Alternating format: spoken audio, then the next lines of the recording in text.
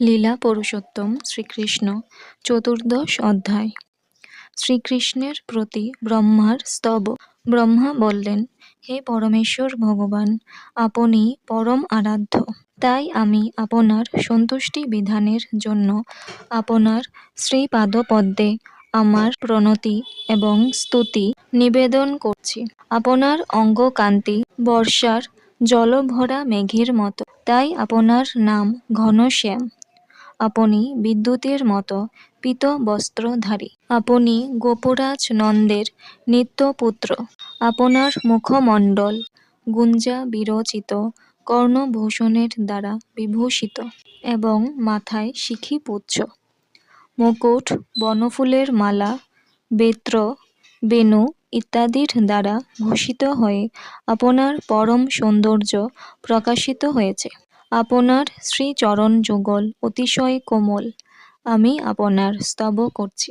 হে ভগবান, লোকে মনে করে যে আমি বৈদিক জ্ঞানের আধার এবং এই ব্রহ্মাণ্ডের সৃষ্টিকর্তা, কিন্তু এখন প্রমাণিত হলো যে আমিও আপনাকে সম্পূর্ণভাবে অবগত হতে পারিনি। যদিও একটি শিশুরূপে আপনি আমার সম্মুখে বিরাজ করছেন।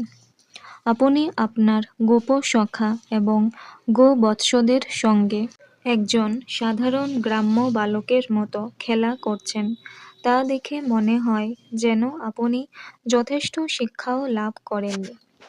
আপনাকে দেখে মনে হচ্ছে ঠিক যেন একটি অসহায় শিশু হাতে একদলা খাবার নিয়ে তার গোবৎসদের খুঁজে বেড়াচ্ছে।